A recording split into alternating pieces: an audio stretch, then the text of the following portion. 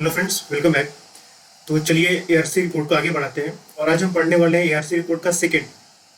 ठीक है, second report जो आपको ह्यूमन कैपिटल यानी कि ह्यूमन रिसोर्स पर मिलेगा। ह्यूमन रिसोर्स पर मेनली कैपेसिटी बिल्डिंग की इसमें बात की गई है। ठीक है, काफी इंपॉर्टेंट रिपोर्ट है इस लिहाज से क्योंकि इसमें मैक्सिमम जो चीजें देखिएगा वो लोकल गवर्नेंस से रिलेटेड यहाँ पर बात की गई है। ठीक है, लोकल गवर्नेंस यानी कि जैसे कि आपको पंचायत हो गया, तो पंचायती राज सिस्टम में आपने देखा कि विलेज लेवल पर भी ग्राम सभा, ब्लॉक लेवल पर और डिस्ट्रिक्ट लेवल पर, ये तीनों को हम पंचायत राज इंस्टीट्यूशन के अंदर में लाते हैं। ठीक है, तो यहाँ पर मेनली जितने भी रिकमेंडेशन आपको मिलेंगे ह्यूमन कैपिटल या फिर ह्यूमन रिसोर्स के डेवलपमेंट के लिए, ये सारे के सारे पंचायती राज इंस्टीट्यूशन से बिलोंग करते हैं या फिर उस तरीके के रिकमेंडेशन है। ठीक है, तो इस तरीके से आप देखिए कि कोई क्वेश्चन खास करके जो जीएस सेकंड हुआ आपका पॉलिटी वाला सेक्शन, उसमें जो पंचायत वाला सेक्शन होगा उसमें यहाँ पर आ जाएगा। अगर कुछ भी आपको लोकल गवर्नमेंट से आता है या पंचायत से रिलेटेड जीएस पेपर सेकंड में लिखने के लिए आता है तो इन सारे रिकमेंडेशंस को आप आराम से लिख सकते हैं। ठीक है, तो चलिए स्टार्ट करते हैं इनके रिकमेंडेशंस। पहला रिकमेंडेशन जिसमें लिखा है गारंटेड रीच, इसका मतलब ये हुआ कि यहाँ पर ये बताया गया किस तरीके से जो गवर्नमेंट के प्रोग्राम्स है या स्कीम्स है उन लोगों तक पहुंचेगी। ठीक है, तो यहाँ पर बताया गया कि awareness by all state governments, यानी कि जितनी भी राज्य सरकार है वो अपनी स्कीम और प्रोग्राम्स के बारे में लोगों को अवेयर कराएंगे। Okay, now publicity, guidance material, all India radio and Doordarshan, ये सारी चीजें जो होंगी वो लोकल लैंग्वेज में होंगी। ठीक है, तो ऑल इंडिया रेडियो के जो प्रोग्राम्स होंगे या दूरदर्शन पर जो प्रोग्राम्स होंगे, आजकल तो दूरदर्शन और ऑल इंडिया रेडियो के भी अलग अलग चैनल, क्षेत्रीय रीजन चैनल आ चुके हैं। इसके अलावा जो मटेरियल्स होंगे उन प्रोग्राम्स या स्कीम्स के बारे में जो इन्फॉर्मेशन प्रोवाइड की जाएगी वो सारी की सारी लोकल लैंग्वेज में आपको प्रोवाइड करनी है। ठीक है, साथ ही साथ उस इम्प्लीमेंटेशन को मॉनिटर करने के लिए इंडिपेंडेंट मॉनिटर्स होंगे, ऑडिट करने के लिए इंडिपेंडेंट ऑडिटर्स होंगे। साथ ही साथ हर फिजिकली चैलेंज पर्सन को एक जॉब कार्ड प्रोवाइड किया जाएगा। ठीक है, तो ये सारी की सारी बातें गारंटेड रीच इस सेक्शन में की गई है। नेक्स्ट बात करते हैं इंश्योरिंग कन्वर्जेंस। इसका मतलब ये हुआ कि जो डिफरेंट प्रोग्राम्स या स्कीम्स हैं उनको एक साथ लाना। ओके, तो इसी तहत यहाँ पर बात की गई है only one plan for an area integrated view of development, यानी कि किसी एरिया के लिए सिर्फ एक प्लान होना चाहिए और उसी प्लान में सारे के सारे जो भी हमें डेवलपमेंट करने हैं वो टॉपिक्स इंक्लूड होने चाहिए। अब ऐसा नहीं कि कोई एक डिस्ट्रिक्ट वाला एरिया है तो आपका कोई अलग स्कीम चल रहा है, इकोनॉमिक डेवलपमेंट के अलग स्कीम चल रहा है, वहाँ पर इंफ्रास्ट्रक्चर डेवलपमेंट के अलग स्कीम चल रहा है, उसमें भी वाटर डेवलपमेंट हुआ, water resource development, electricity development के अलग हुआ, कैपेसिटी बिल्डिंग के लिए अलग हुआ, हेल्थ डेवलपमेंट के लिए अलग हुआ। तो ऐसा कुछ नहीं होना चाहिए। जितने भी इसका स्कीम या प्रोग्राम चल रहे हैं वो एक में मर्ज हो जाने चाहिए। इससे सहूलियत भी होती है, अवेयरनेस में भी सहूलियत होती है। आप कितना भी पढ़ लिख लीजिए, आपको पता ही नहीं चलेगा कितने प्रोग्राम चल रहे हैं। ठीक, अब उसमें जो स्पेशलाइज लोग हैं, खास करके जैसे कि लॉयर्स होते हैं, सीए होते हैं, उन्हीं को एग्जैक्टली पता होगा। यहाँ तक कि जो गवर्नमेंट ऑफिस में काम करने वाले लोग होते हैं उनको पता नहीं होता। इसलिए जरूरी है कि अगर आपको अवेयरनेस फैलाना है इन सारे के सारे प्रोग्राम्स को एक रूफ के अंदर में लाना होगा। ठीक है, साथ ही साथ यहाँ पर परफॉर्मेंस इंडिकेटर्स कुछ बताए गए हैं, जैसे कि हेल्थ हुआ, एजुकेशन हुआ। ठीक है, तो जिनके बेसिस पर पैसा इनको दिया जाएगा। अब आपको पता है कि आजकल परफॉर्मेंस बेस्ड फंडिंग होती है, पहले जैसा नहीं होता। पहले ये होता था कि जिसको जितना टारगेट दिया कि इस मिनिस्ट्री या डिपार्टमेंट या स्कीम को इतना पैसा हमें देना है तो वो दिया जाता था। अब ऐसा नहीं है, अब परफॉर्मेंस के बेसिस दिया जाता है। अगर आपका परफॉर्मेंस सही है तो आपको दिया जाएगा, अगर आप सही से इंप्लीमेंट नहीं कर पा रहे हैं तो फिर आपको पैसा कम दिया जाएगा या फिर नहीं दिया जाएगा। ठीक है, तो ये परफॉर्मेंस बेस्ड कुछ इंडिकेटर्स हैं जैसे कि हेल्थ, एजुकेशन, ठीक है, या फिर इकोनॉमिक डेवलपमेंट, इनके बेसिस पर पैसे यहाँ पर दिए जाएंगे। साथ ही साथ यहाँ पर यह भी कहा गया कि रूरल डेवलपमेंट प्रोग्राम्स ट्रांसफर किए जाना चाहिए पंचायती राज इंस्टीट्यूशंस को इफ पॉसिबल, यानी कि वैसी स्कीम्स और प्रोग्राम्स जो पंचायती राज इंस्टीट्यूशंस इंप्लीमेंट कर सकते हैं, यानी उनकी कैपेबिलिटी के अंदर है उसको इंप्लीमेंट करना, तो वैसे प्रोग्राम्स को इन पंचायती राज इंस्टीट्यूशंस को ट्रांसफर कर देना चाहिए। ठीक है, तो ये आपको प्रोग्राम कन्वर्जेंस की बात यहाँ पर की गई है। थर्ड हेड की बात करें तो फाइनेंशियल मैनेजमेंट सिस्टम की बात की गई है। यहाँ पर फाइनेंस से रिलेटेड यहाँ पर यह कहा गया कि जो फंड होगा वो गवर्नमेंट ऑफ इंडिया से डायरेक्टली डिस्ट्रिक्ट में जाएगा। ठीक है, डिस्ट्रिक्ट इन द सेंस जो भी इम्प्लीमेंटेशन एजेंसी होगी। अभी ऐसा नहीं होगा कि गवर्नमेंट ऑफ इंडिया फिर स्टेट को भेजेगी, देन स्टेट यहाँ पर डिस्ट्रिक्ट में डिस्ट्रीब्यूट करेगा, ऐसा कुछ नहीं होगा। जो मीडिएशन वाला है वो काम खत्म, सीधा सोर्स से डेस्टिनेशन पर पैसा जाएगा, बीच में किसी के पास ये नहीं जाएगा। हाँ, बीच वाले अगर इंफॉर्मेशन लेना चाहते हैं तो वो इंफॉर्मेशन ले सकते हैं, लेकिन फंड में उनका कोई काम नहीं होगा। साथ ही साथ यहाँ पर यह भी बताया गया कि जो पंचायती इंस्टीट्यूशंस हैं उनके लिए एक मैक्सिमम या फिर एक टारगेट फंड फिक्स किया जाना चाहिए कि इस डिस्ट्रिक्ट इंस्टीट्यूशन को इतना पैसा मिलेगा, या ब्लॉक पर जो पंचायत समिति होती है उनको इतना पैसा मिलेगा, या ग्राम सभा को इतना पैसा मिलने वाला है। तो एक टारगेट फिक्स होना चाहिए। साथ ही साथ इसमें यह भी कहा गया system of releasing funds based on utilisation certificate. जैसे कि मैंने आपको पहले बताया कि फंड का जो डिस्ट्रीब्यूशन होगा यानी फंड जो रिलीज होगा वो आपकी यूटिलाइजेशन यानी कि वो आपके परफॉर्मेंस की बेसिस पर होगा। जैसे कि स्वच्छ भारत अभियान है, स्वच्छ भारत अभियान के तहत जैसे कि सैनिटेशन का प्रोग्राम है, तो सैनिटेशन को प्रोग्राम को आपने किस तरीके से इंप्लीमेंट किया है उस पर डिपेंड करता है कि आपको आगे वाला फंड कितना इसमें मिलेगा। ठीक है, तो वही बात है। साथ ही साथ यूनिफॉर्म फाइनेंशियल इंफॉर्मेशन फ्लो होना चाहिए फॉर इंटायर कंट्री। ये किस तरीके से होगा, अब जो भी डेटा होगा उसको इकट्ठा किया जाता है ब्लॉक लेवल पर, ब्लॉक लेवल का जो डेटा होगा वो इकट्ठा किया जाएगा डिस्ट्रिक्ट लेवल पर, ठीक है, और फिर सारे डिस्ट्रिक्ट का डेटा इकट्ठा होगा स्टेट लेवल पर, और फिर सारे स्टेट का डेटा इकट्ठा होगा गवर्नमेंट ऑफ इंडिया यानी कि सेंटर के लेवल पर। तो इस तरीके से क्या होगा कि जो फाइनेंशियल इंफॉर्मेशन है उसका फ्लो एक सिस्टमैटिक तरीके से इंटायर कंट्री में यूनिफॉर्म किया जाएगा और हर स्टेट में यही फॉर्मूला या फ्रेमवर्क अपनाया जाना चाहिए। ठीक है, तो ये रिकमेंडेशंस हैं, अभी तक ये इम्प्लीमेंट हुआ नहीं है और हो भी नहीं सकता, उतना आसान भी नहीं है क्योंकि हर स्टेट अपने अपने तरीके से काम करते हैं, उनके पास अपनी ऑटोनॉमी है काम करने की। ठीक है, next role of banks and post office. यहाँ पर कहा गया फंड फ्लो यानी कि जो पैसा का फ्लो होगा, जो पैसा आएगा गवर्नमेंट ऑफ इंडिया से या स्टेट गवर्नमेंट से कहीं से भी बेनिफिशियरी के पास या फिर उस इंस्टीट्यूशन के पास, उसमें बैंक्स और पोस्ट ऑफिस जो होंगे इन दोनों के द्वारा उन पैसों को ट्रांसफर किया जाएगा। ठीक है, नेक्स्ट स्ट्रेंथनिंग लोकल गवर्नमेंट।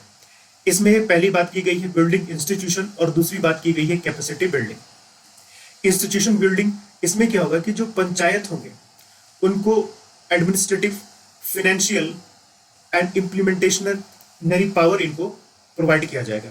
ये सारी चीजें हम पंचायती राज इंस्टीट्यूशन जब पॉलिटी में पढ़ते हैं वहां पर भी पढ़ते हैं कि सरकार को, स्टेट गवर्नमेंट को कुछ ऐसे पावर पंचायत को ट्रांसफर किए जाने चाहिए ताकि वो उनके अंदर भी फाइनेंशियल ऑटोनॉमी, क्योंकि वैसे पंचायत जो होता है वो लगभग 100% सेंटर और स्टेट के फंड पे डिपेंड करता है, तो ऐसा होना नहीं चाहिए, कुछ ऑटोनॉमी उनके पास होनी चाहिए। तो इस वजह से कुछ एडमिनिस्ट्रेटिव, फाइनेंशियल और इम्प्लीमेंटेशन मशीनरी या इम्प्लीमेंटेशन पावर यहाँ पर ट्रांसफर किया जाना चाहिए पंचायत को।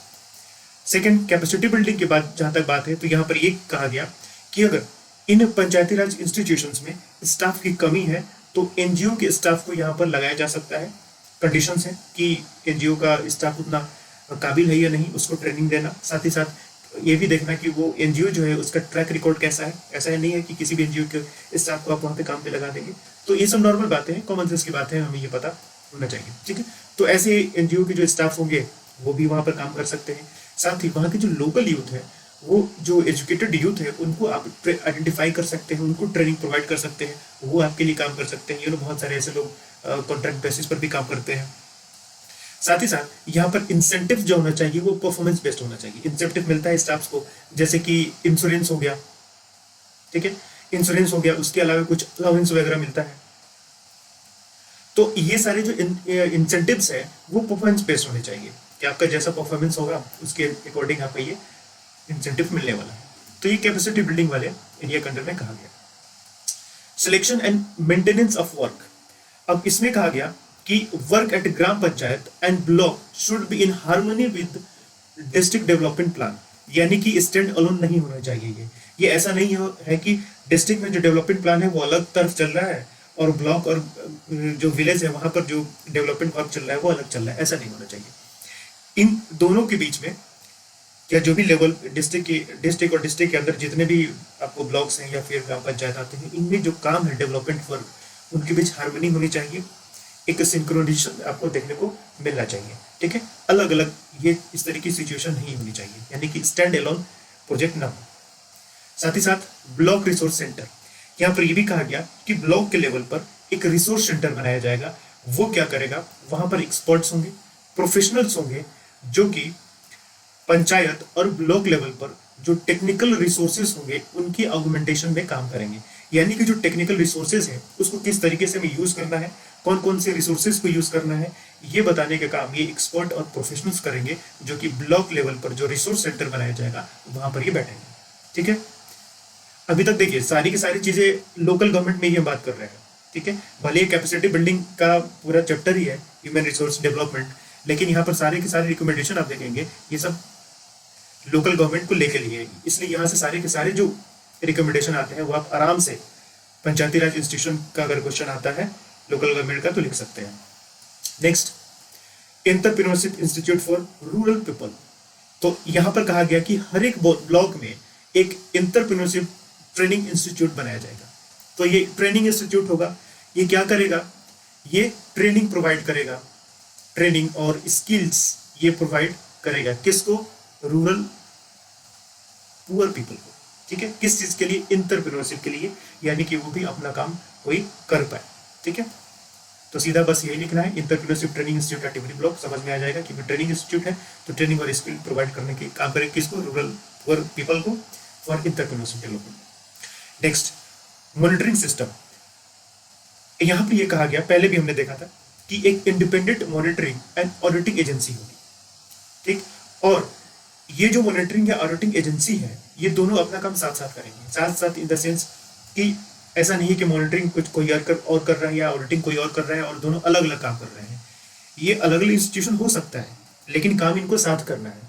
ठीक है, तो साथ ही साथ यहाँ पर यह भी कहा गया कि जब तक ये मॉनिटरिंग और ऑडिटिंग एजेंसी अपना रिपोर्ट ना दे दे, वैलिडेट ना कर दे, तब तक ये रिपोर्ट जो है वो पार नहीं रखी जाएगी। या फिर आपको पता है ये जो रिपोर्ट्स होती हैं उनको स्टेट लेजिस्लेचर में भी रखना पड़ता है, आपने पॉलिटी में पढ़ा होगा। तो यहाँ पर यह कहा गया है कि reports only submitted only after validation of this agencies. कौन सी agency, monitoring and auditing agency. जब ये वैलिडेट कर दे तभी इस रिपोर्ट को लेजिस्लेटिव असेंबली में रखा जाएगा। ठीक है, next, transparency and right to information act.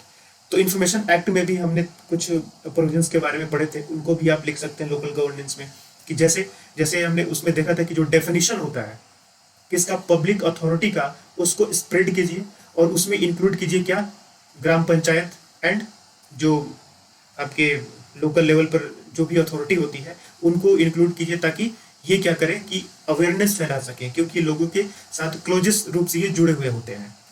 तो राइट टू इंफॉर्मेशन में भी जो रिकमेंडेशन था, रूरल इकोनॉमी या रूरल आप जो एडमिनिस्ट्रेशन है वहाँ पे आप उसको लिख सकते हैं। तो वही चीज़ यहाँ पर एनजीओज क्या करेंगे, अवेयरनेस फैलाने का काम, कैपेसिटी बिल्डिंग करने का काम कर सकते हैं। साथ ही साथ यहाँ पर जो डॉक्यूमेंट्स बनाए जाएंगे वो लोकल लेवल पर होंगे और स्टेट ऑफिशियल लैंग्वेज में होगा। लोकल लेवल पर क्यों, क्योंकि अगर जिस पर्टिकुलर एरिया का है वहाँ के लोगों को समझ में आए। स्टेट ऑफिशियल लैंग्वेज में क्यों, क्योंकि उसको फाइनली हमें स्टेट लेजिस्लेशन में रखना पड़ता है, तो वहाँ पर उन्हीं लैंग्वेज में रखा जाएगा जो ऑथराइज लैंग्वेज है, यानी कि स्टेट लैंग्वेज के लिए ऑथराइज उनको किया गया है। इसलिए दोनों लैंग्वेज में ये बनना चाहिए।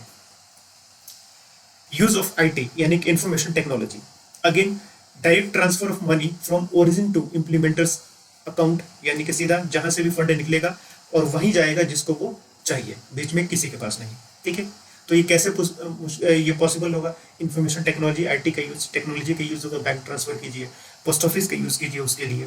ठीक है, all information in digitised form at block level, then state level and then centre level. जैसे मैंने आपको पहले बताया कि सारे जो डेटा होंगे वो ब्लॉक लेवल पर उनको इकट्ठा किया जाएगा। ठीक है, ब्लॉक लेवल पर उनको इकट्ठा किया जाएगा। अब ब्लॉक में क्या होगा कि सारे ग्राम पंचायत और ब्लॉक का डेटा होगा।